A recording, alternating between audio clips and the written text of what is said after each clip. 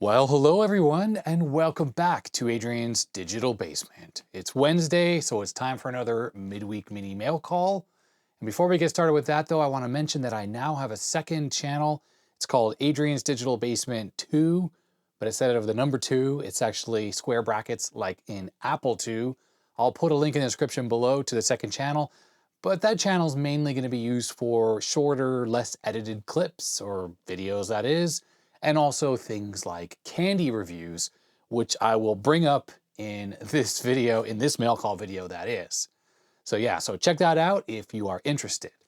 Also, I have something here from Kevin at TexElec. It's not an unboxing, but we're gonna look at this first, and then we'll get to the regular mail call items.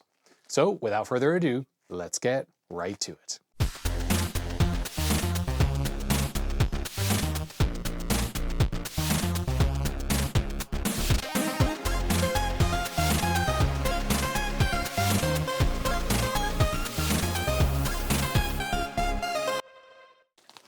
All right, so what do we have here from Kevin? So Kevin owns the company TexElec. He and his wife run it.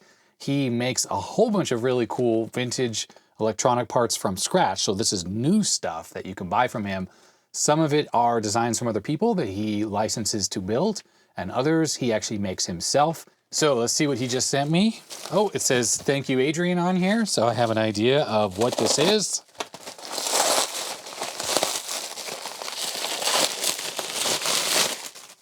Oh yes, okay, so TexElec, let's check this out. I know what this is. Oh, this is so cool.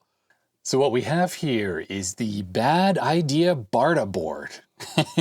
And the idea of this is that this is a board that is such a bad idea that no one in their right mind would ever plug this into their computer. Now, it's the way you see it here, it is not populated fully, although this is a functional card. What's supposed to be installed in all of these squares are NiCad batteries, the type from all these retro computers that leak all over the place. You can still buy these, of course, and Kevin didn't have enough to populate this for me, but ideally you would have one of the batteries in all of these positions. And what we see here is a speaker, and then we have some switches and a button and a little potentiometer here. So Kevin did put a video out on his channel, which I'll link to down below. He did it on April 1st, sort of as an April Fool's Day joke. But this board is definitely real and is something that you can order. So let's just see some of the funny things he put on here. Version 0.00001. And then here under this little speaker in the center, it says Base Zone. And then along here on the ISA edge connector, it says corrosion goes down here. As in, if this were installed in the computer, all the batteries, they would be dumping their corrosion right onto your motherboard. This switch here says bad bats, USB, or question. And then this switch here says melt/charge, less smoke on the down position. And then with the potentiometer here, it says to the chooch level, and I'm sorry, this is just really funny. There's a Canadian YouTuber who loves to use that term in his videos. And then pushy thing here for the momentary button. Let's see what's on the back. Oh, look at this. Okay. Kevin has gone all out and put in radiation, biohazard, shock hazard, acid burn, fire hazard, a cat face. And I guess this is a dead fish, like toxic waste. Warning, I don't know. And then here, wait, you're not actually going to plug this in, are you? Never gonna. Looks like a Rick Astley face there. The Damplifier. And believe me, this is the back of the board. Battery burner. TexElec 2021. It says it's Y2K compliant. And Windows ME edition. And here's the brains and the faulty memory. And we have a USB port here. Headers probably for programming. It says ISP there. So yeah, this board, while it looks like a gag, is definitely a real product. Now, I don't have the batteries to even populate on here either, but that doesn't mean I can't test this out. I'll use this little power bank here. I'll connect this up. I'll flip this over to the USB setting. Okay, power bank is on. This card may be from PCB Way, because as we all know, PCB stands for Pretty Corroded Board. That's what you'll have if you install this. Okay, so as you heard, that was Christian from Retro Recipes. The reason why I got one of these and said thank you, Adrian, is if you didn't already know, Kevin asked several YouTubers to record some clips, and I'm one of them. So let's keep listening to some of the sound bites that are on here. Come on now, we've all made some bad decisions, but you're not really considering this, are you? That was Clint, LGR. I think you're going to have a no-bit dance party after installing this in your computer. So there I was. And every time you push the button, you will get a random playback, and that is all controlled in this microcontroller here. And I think there's like a I2C flash chip or some type of a serial flash that contains the audio, and it just plays it back. I think it bit bangs it to the speaker, and I guess he has a little amplifier chip here, and it's all pretty amusing. Let's do the button one more time. Honestly, I'd sooner cram a whole bag of Haribos in the power supply than put this card in my computer. And that was me again. Now there's a bunch of sound clips on here. I'm not going to go through them all. I'm just going to try to hear one more here. Wait, how many batteries are on this board? And you want to plug it in? That was David, the 8-bit guy. So yeah, I think there are 4 voices on here, 4 voice actors. Myself, Paraphractic, or Christian from Retro Recipes, David Murray from 8-bit guy, and Clint from LGR. So that's what this card is. Now, I am going to have to plug this in to an actual computer and see what happens. Here's my typical benchtop machine I do my testing with. It's the old Pentium. I had the speaker glued on to the motherboard here so it wouldn't fall off, and it keeps falling off. The speaker's like a little mini speaker. I don't know where I got it, but the hot glue didn't last. Anyways, okay, that stays on. Pentium processor under there. Because there's no header on this motherboard, or I don't think there's a header for the fan, I soldered this directly onto one of the capacitors. This board is so janky. I have a reset button hanging off there, and then right here I have the compact flash adapter to IDE adapter, and it's also just soldered on directly to the board, so it's permanently powered up. Anyhow, this machine definitely works. Let's see if I turn it on, the fan should spin. We have fan spin. Oh. Wow, this thing is suddenly very unhappy. Why, I wonder? Huh, that's odd. Last I used this thing, it worked. Why are you so unhappy, computer? Is it this video card? Boy, I didn't intend this to be a troubleshooting video. Okay. Okay, whatever. It's there's power. I don't know why the machine's not working. Let's plug in the bad Idea Barta board. So ISA cards, especially short ones like this, you could plug it in either way, but the top side of the board always goes towards the power connector on this type of ISA motherboard. And Kevin does write that this is the back of the board. So I'm gonna connect it. Let's see, I just wanna make sure that he doesn't write front or back. I mean, he says, this is the back of the board, but he doesn't say anything about which way this is supposed to go in. So I'm gonna plug this in like so, and I'm going to pop out the video card since don't need that. Doesn't seem to be working anyways. So there it is. In fact, I'll prop this up so you can see it. And I'm going to power this thing up. Hopefully this powers the board. I'm not going to connect the USB, and of course there are no batteries. Here we go. Please no smoke. Okay, different beep codes, but whatever. Let's push the button. Honestly, I'd sooner cram a whole bag of Haribos in the power supply than put this card in my computer. Okay, so that is my message, and it's, hey, this computer's actually booting. I just heard it post there.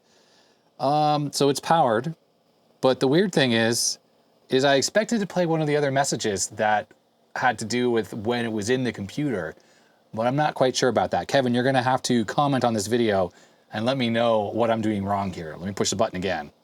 No, seriously, don't install this card in your computer. Instead, how about a nice game of chess? Okay, so that was Paraphractic, and yeah, it's almost acting as if the card is not installed in a computer, but clearly it is. So there we have it. There is the Bad Idea Barta board. Special edition, limited run. Kevin's going to make a certain amount of these, and then it is done. So if you'd like one of these cards that has celebrity YouTube voices, I mean, as if I'm a celebrity. I am totally not a celebrity. You can go to TexElec.com and pick one of these up. I'll put a link in the description, of course, so you can buy one of these if you so desire. I think at the time of this filming, these cards are still available. So just in case when this airs, they're not, I apologize. All right, so we have a package here from Michael in Germany, and I'm gonna try to pronounce the name of the town he lives in, Wittlich. Okay, I'm sure that's terrible, so I apologize again, but Germany. So I think I mentioned a bunch of times that Germany is quite high on the list of where my viewers come from who watch my channel. Hi to all my many German viewers. Looks like he has packaged this really well. Oh, I'm glad I tore the paper because there's a letter. No, actually it's a customs declaration paperwork. So that's not, I'm not gonna read the customs declaration. I don't wanna be spoiled to find out what's in here. Although I think I know what this is. It is quite a heavy box, but I did correspond with Michael via email a little bit. He told me he was sending me some retro stuff mixed in with some not so retro stuff. Here we go. More DHL paperwork here inside the box. He was probably concerned that customs was gonna open this and be like, what is all this stuff? All right, this is the actual letter. He says, "Hi Adrian, first of all, thank you for all the Apple ROM images you sent me in January." That's right, I sent him a package of ROMs that I had on my server. He was working on some projects and he needed to get some Apple II ROMs, so I had them handy. I sent those over to him. When this package will be at your home, I'll probably be in the state of testing my first homebrew Apple II computer. There's a replica motherboard, I think for the 2 Plus, and he is building it from scratch. And if he has, I don't know if he's making a video. If he is, I will put a link to the video in the description of him building an Apple II Plus from scratch. He's writing a bunch about what's in the box here, so I'll skip over that and I'll just take this out in a second. We'll all see it together. But he does say at the very end, the way you are and the way you explain things and show the things on the bench is great. And it gives the viewer a feeling, hey, this guy is like me and he's interested and curious as I am. So thank you very much for your videos and makes my Wednesdays and Saturdays great. Best regards, Michael. Thank you, Michael. Very sweet of you. Okay, so Michael was sending me some Commodore 64 stuff. This is what he told me via email. And he wanted to just include some candy, but he did ask that I don't go ahead and spend like 30 minutes trying everything out. So I guess I won't be doing that in this video. Oh, I love it. These are things I've never seen. Oh, what is this? This is a different brand altogether. And I'm not gonna test all this stuff. I know people are gonna wanna know what I think about it. This is amazing, Michael. It's like endless Haribo that I've never even heard of. And then we have the retro thing that he sent. Michael, you are absolutely amazing. All you were actually sending me was this thing. And you were so generous to go to the supermarket and buy all this candy and send it to me. The postage must have cost so much. I am touched. I'm so touched. I mean, I'm touched by everything that everyone sends in, but it just blows my mind that people are so generous, so generous, and it's really touching. Yeah, it gets me almost choked up a little bit. So with this rather huge pile of candy in front of me, maybe what I need to do is start up a second channel, and I will taste test this stuff, and I'll put that video on the second channel so that it won't be on the main mail call videos. I'll just talk about what he sent here for the Commodore 64. So if anyone wants to watch me tasting all this candy, it'll be available on the second channel. I'll put a link in the description to the second channel, which will be brand new, I guess. I've thought about doing it. A lot of other retro channels have a second channel. So in light of that, let's take a look at what he has sent me for the Commodore 64. All right, so what this is, it's a Kung Fu Flash. And looking at the letter, he says what this is, it's very similar to the Easy Flash 3, which I already have, and a lot of people have seen on the channel. In fact, my 64 back there, playing my little intro there, is running off my Easy Flash 3. So this is an alternative to that. He says that this product is not very well known in the US C64 community, because I think it was put together by some German developers. So let's take a look at this on the bench and take a deep dive in what the capabilities are of this product. All right, so the Kung Fu Flash Cart. So this thing is pretty cool. I don't know a whole lot about it, so I'm gonna need to go read up about it. But there's a link here to GitHub, so clearly it's an open source project. We have a micro USB port on the side, a standard hole here, so it should work in a regular cartridge enclosure. We have a micro SD card slot here, special button, menu, and a reset. So let's check out Michael's letter on the Kung Fu Flash. So he says this is a Rev 2, and he hand soldered it using his trusty ADSM 302 microscope. Gotta say, everyone knows I have pretty bad eyes. In fact, I'm always using this thing to see up close. I do need to get some new glasses. I actually went recently to the eye doctor. Eyes are good, I'm getting old, so I'm gonna have to get some progressive bifocal kind of thing to help me see up close. But these head-mounted goggles really do help. Anyhow, a real microscope for doing surface mount SMD soldering would be quite helpful. There are some really tiny little components on here, but clearly having the microscope would help dramatically.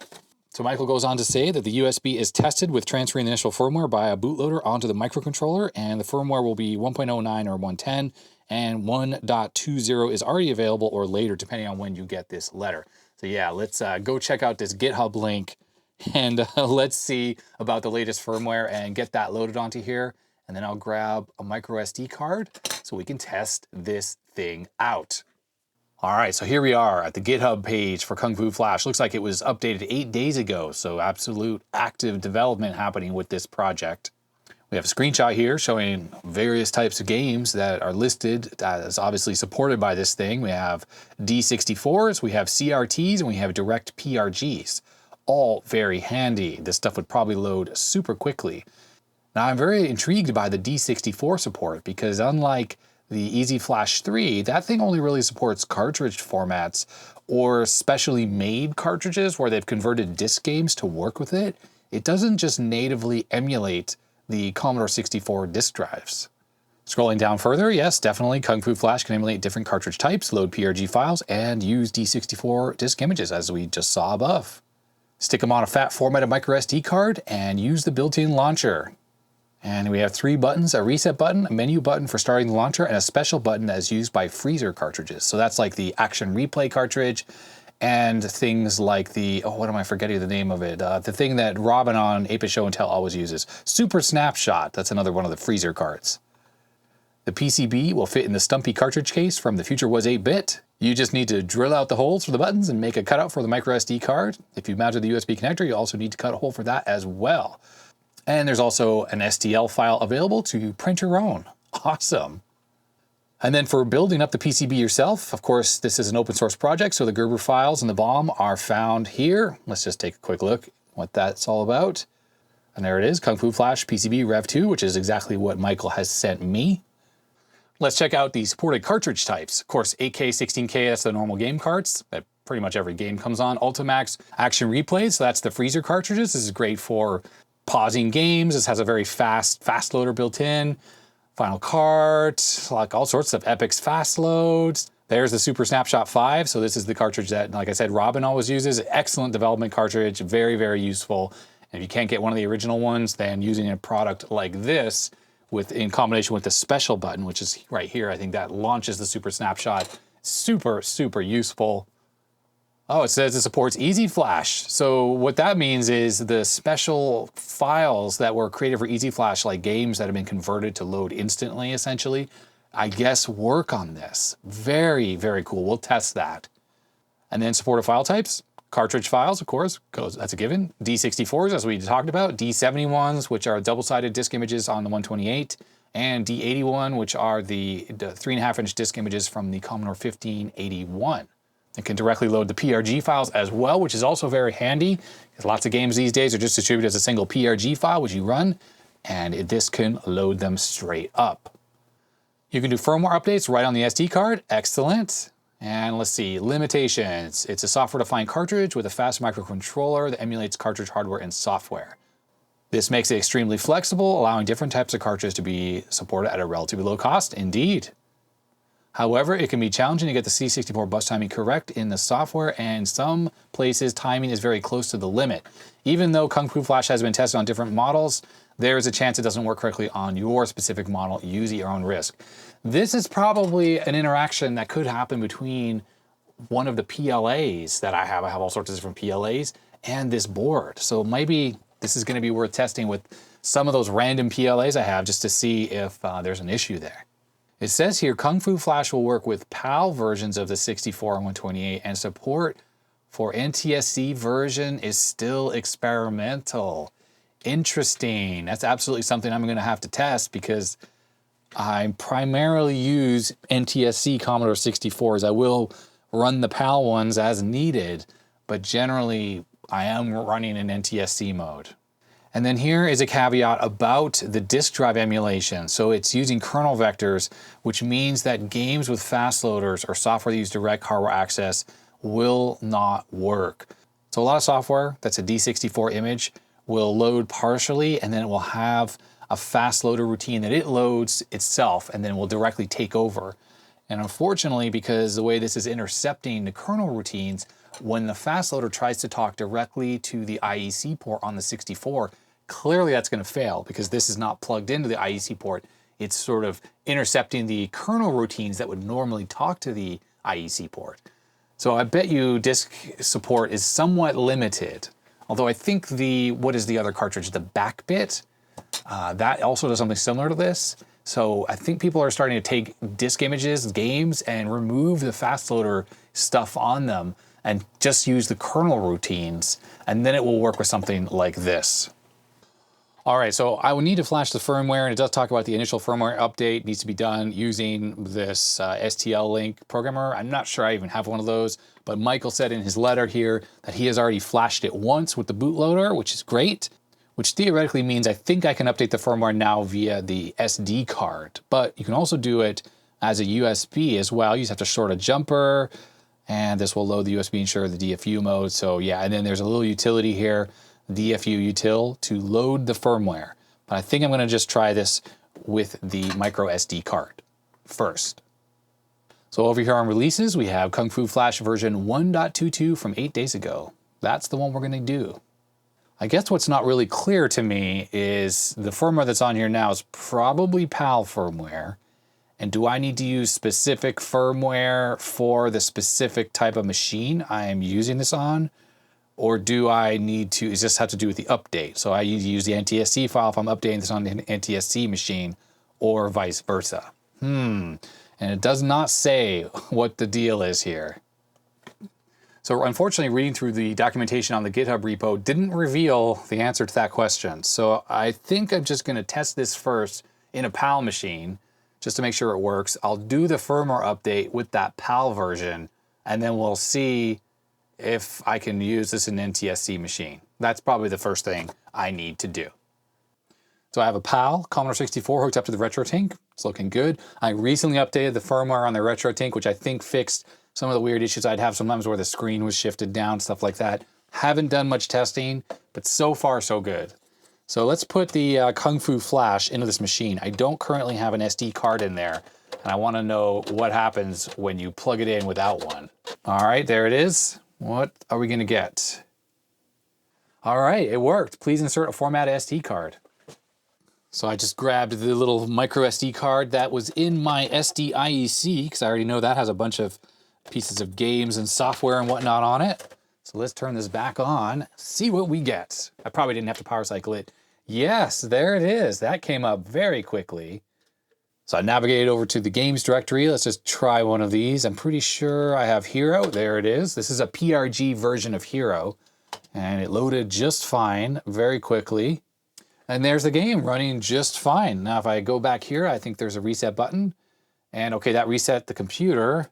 And I can push this one, and that takes us back here to the menu. So let's try something else.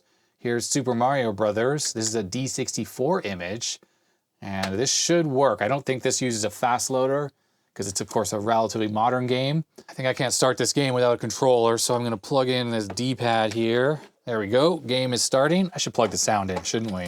So we can hear this game play. It loaded very quickly. Very quickly.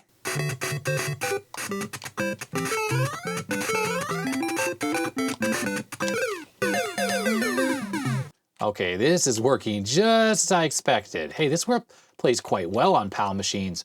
NTSC machines, unless you have an accelerator, this game is actually a bit slow running at 60 frames per second. There is just not, oh, actually it's a little laggy even on here, so. All right, anyhow, it did work. Let's reset out of here, try something else. I've gone into my application directory here, and here's a copy of Printmaster. This would not have a fast loader, I don't think, but this is an original 1984, 85 piece of software. Let's hit enter on here. Let's see how this works, if it does at all. May not work. Yeah, I think this froze, unfortunately. Yeah, unfortunately, this disk is an example of one that doesn't work. I've used this copy of Printmaster on my SDIEC, and it does work fine. Why don't we try the print shop here from Broderbund, and I can load this as well. It's actually kind of nice. At the top of the loader screen, oh look, this worked. It's a cracked copy though.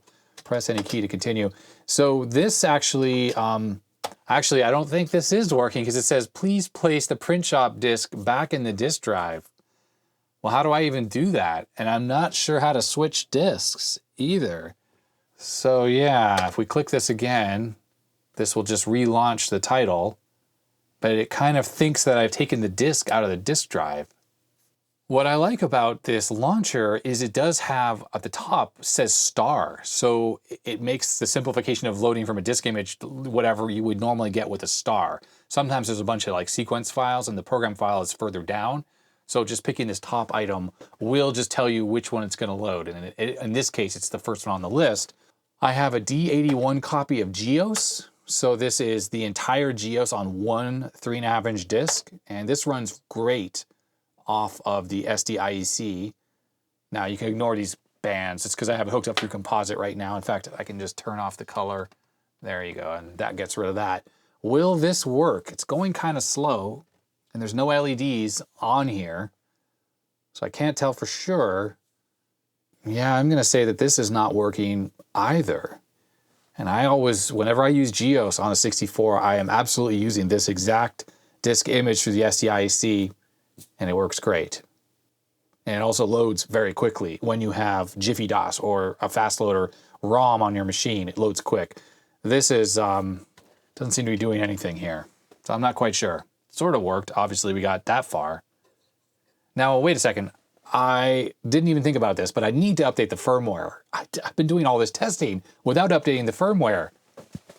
I have the updated firmware on this micro SD card, just copied it on there. I also have some of the Easy Flash 3 cartridge images, like Adrian's tools on here. So let's just flash this. Oh, look, it went back to the original game. That's interesting. So it tried to load, what was this? Was that the term, Nova term, right? Interesting how it saved across reboots. All right, so under the firmware folder, all right, I have a directory here called firmware, and I have Kung Fu Flash. I have both the NTSC and the PAL one. I will do the PAL update. This will upgrade the firmware to 122.p or 1.22p. Here we go. Do not power off or reset. Okay, there it is, 122p. We do have a few cool options in the help section. I should have looked here earlier. So run stop is reset. F8 is kill, probably kills the cartridge. It just goes back to stock 64. F7 will go into basic. So that's probably good if you're using one of those freezer carts like the Super Snapshot.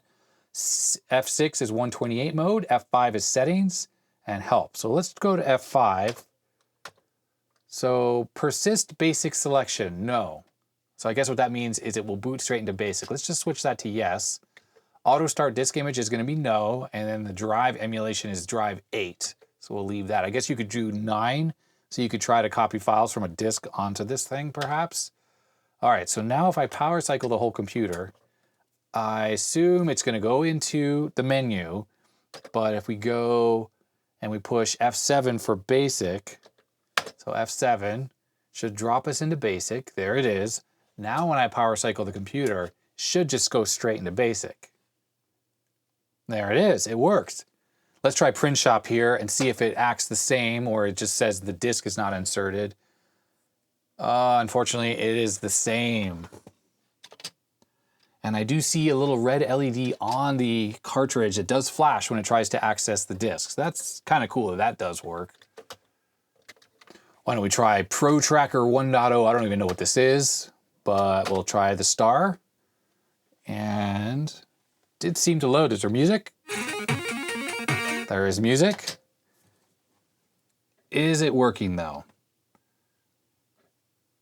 Obviously, it's doing something. Hey, there it is, Pro Tracker, it loaded. We got a mouse pointer. All right, so there's a first successful load, but Print Shop's still not working. I do want to quickly try Geos. Let's do Geos again. See if this works any better with the firmware update. Right now, the red LED is not flashing or blinking, which means it's not even accessing the virtual disk drive. So I'd say that at least this copy of Geos, non-functional. Okay, I'm in my Easy Flash 3 directory, so I have Adrian's tools here. Programming flash memory. Please do not power off or reset. All right, so it seems like it temporarily flashes it with this file. So actually, this is an old version of the tools. Actually, this is not even mine. This was someone else's. And now back at the menu, I have an Easy Flash version of Turrican 1 and Turrican 2. Let's see about this one, Programming Flash Memory.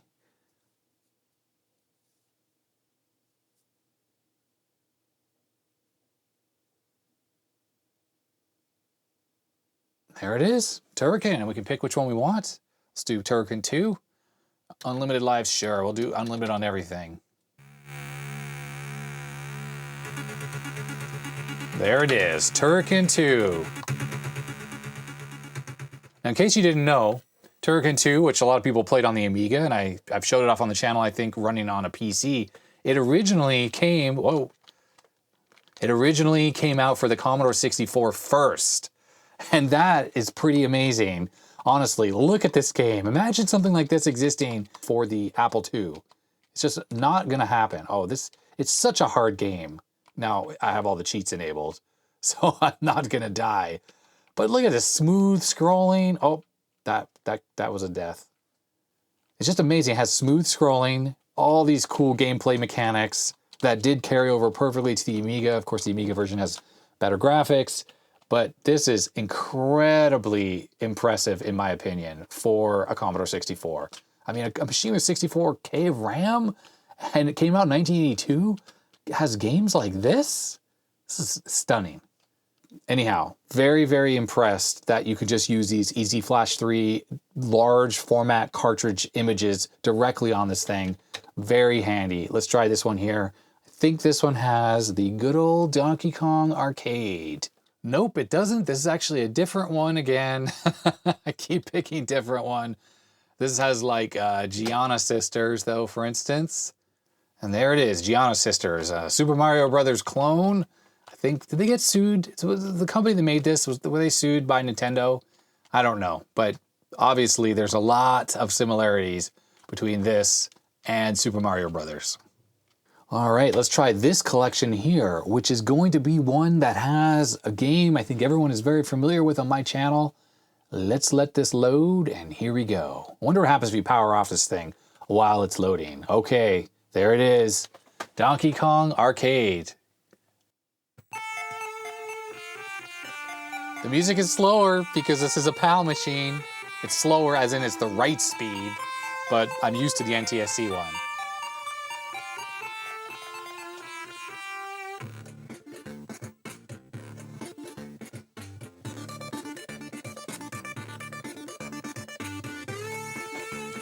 It's like a slow motion dance party. And we're back, and I have a carts directory here. So I have Super Snapshot 5, the PAL version. Let's just give that a test. There it is. It's totally working. So I think if we hit F7 for exit, we should end up back it in basic. And it says Turbo V5, which means Super Snapshot is working. So theoretically, we could load a program or something. Now, let's see. Actually, is this going to emulate a disk drive right now? No, device not found. So I need to use a regular disk drive on here. And then you push this special button on here, and it takes you back to Super Snapshot directly. This is different than going into the menu because the system is not reset. I can exit out of this. How do you actually get back to DOS 07? Get back to basic here. This takes us exactly back to where we were. So you can go in and out of here very easily. And this allows you to do stuff like go into a machine language monitor. Here, ML monitor. There we are. I think you've seen Robin use this all the time. And do other awesome functions. I also have some diagnostic ROMs on here. I think this is the usual one that I'm showing all the time. You can load this from here. It's not ideal because, of course, the system has to work. If I turn it off and on really quickly, maybe we'll see this, maybe we won't. Oh. Unfortunately, you couldn't see it, but I think what happens is it ends up back in the menu for Kung Fu, and it quickly loads the last thing that I loaded, which is this cartridge. So it goes back in. So that could be useful if you have a system that, say, doesn't have working screen. You could set it up on one machine that works, move the cartridge somewhere else, and it will load the diagnostic ROM. But I have a feeling the computer has to be working very well for these diags to work properly. Now what I wanted to try is switching over to the NTSC firmware here. So I'm gonna pick this and we'll see what happens. Let's see if this actually upgrades the firmware to 1.22n, and I'm running the P as in PAL firmware. Let's hit this. And okay, it's running N. Now the machine is working. Let's just try and load a cartridge. We'll load the diagnostic cartridge. Please update to PAL firmware to run this cartridge. All right, so that is interesting that you need to run the correct machine with the correct firmware. That's a little bit of an annoyance. It would be really nice if it could auto detect somehow. Not sure how that could work, but if it could auto detect. The EasyFlash 3 does not have that particular problem. I have used EasyFlash 3 on both PAL and NTSC machines without issue. Here is my C64, so let's give this a try. Of course, it is an NTSC machine. First things first, let's just turn it on, make sure that it works, because I like to do that with this. You never know when I have chips missing from inside. Ah, there it is, looking good. All right, let's pop this in. See what happens. Will it work? Will it not work? Hey, it came up, and it's using my font, my thin font. So why don't we try one of these carts here. First we'll try the diagnostic cart. There it is, it's working. Very cool, so let's try Super Snapshot. I have the NTSC version on here. There it is, let's hit F7, oops. So there we are in basic. If I push the special button, it should take us into the Super Snapshot. It does, and we hit 7 for resume. And there we are, right back at where we were. Awesome. Why don't we just try the Geos image on here just for fun? Who knows, maybe this works better on NTSC machine. Ooh, that's a lot of color cycling going on. Yep, it seems to be frozen in exactly the same way. And then I'm in the EasyFlash 3 directory. Let's load Adrian's tools. See how this works. There it is, it came right up. And of course, the very first thing on the list is 8-Bit Dance Party. There it is, it's working. I won't have a second dance party, we already had one in this video. In case anyone is interested, you can download this intro here. The author of this has put it up on CSDB. So check the description below, there's a link to it. So if you want to download this, it has the music and my picture and logo and stuff. It's available there for anyone to use freely. So what do I think about the Kung Fu Flash? I'm relatively impressed with it. It definitely loads all the cartridge images perfectly, and the fact that it's compatible with the EasyFlash 3 cartridge packs, those larger CRT images like I was just showing, is really handy, because those are easy to find. You can download those, you can make those, things like that. Both EasyFlash 3 and this are open source projects, so you can freely build either of them, though I think the components required for the EasyFlash are potentially a little harder to put together and program, though I have assembled neither of these, so I couldn't say for sure. But this is definitely a viable alternative in some circumstances. Now, limitations are, of course, that it doesn't work freely on NTSC and PAL machines without updating the firmware, although updating the firmware is super fast and easy. Another limitation is you can't replace the kernel ROM on your 64 through the cartridge itself. That's just not possible with Kung Fu Flash, at least not right now. Personally, I use that a lot. I really love that feature. So I won't be giving up my EasyFlash 3 anytime soon because of that. But this has some benefits over the EasyFlash 3. Of course, it uses an SD card, so loading stuff on and off of it is super fast and easy. EasyFlash 3 requires you to use a firmware updating tool on the 64 or a USB cable. Both are kind of a pain. And the fact is, You can just copy CRT files or PRG files right onto this and they will just work. The only issues came up with the disk emulation with the D64 and the D81 image as I showed. That just doesn't seem to work. And that is not the fault of the cartridge. It's just the way that it works. It doesn't have a connection into the IEC port, so it has to modify the kernel to interrupt those calls to the IEC port and send them through the emulation. Now, when it does work, it's fast. That's excellent. But it seems like more often than not, it's not going to work, especially with stuff with fast loaders. Now, everyone's probably asking the question that if I had to pick one of these to have and use, which would it be? Let's just imagine for a second that the price was the same on both, like a fully assembled unit. So we can ignore that as a factor. I'm not sure which I would pick. I like the convenience of Kung Fu Flash, how you can just copy stuff on and off the SD card very quick and easy. And it's nice how it loads PRG files perfectly, cartridge files perfectly, Easy Flash 3 cartridges perfectly. And of course it emulates the Action Replay and the Super Snapshot that is, and all the other freezer carts and stuff. Those all work perfectly on this thing. Those are some great features. But I feel that the disk emulation capabilities of it is really not super useful. Yes, it does it, and that's great, and it's going to work in some circumstances, especially if you're just trying to read a couple PRG files off of a disk image. It'll work fine for that. But an SDIEC seems to have a little bit better compatibility, but you do need to have a fast loader ROM on your machine to get the full speed out of that. And that would be like a Jiffy DOS. So there's certainly a lot of factors to consider here. Easy Flash 3, it can't really load PRG files, it can't load disk images, but it can do a kernel replacement. So you could say get Jiffy DOS on your 64 without having to potentially desolder the original kernel ROM. That's a big thing that is important to some people. So really hard to say. Personally, I'm glad I have both because in some circumstances I'm going to use this, and in other ones I'm going to use the Easy Flash 3. It just depends on what I'm doing. But it's a really cool cart and it's a really cool project. And I definitely recommend if you're looking for something that can load PRGs and cartridge files really easily on your 64, this is an absolutely great option. I'm going to put the GitHub repo link in the description below. So if you want to check that out, if you want to see more about this, you can. There are probably resellers that are selling fully assembled ones. I don't know who they are. I'm not going to put a link to those, but I'm sure if you just Google for it, you will find them.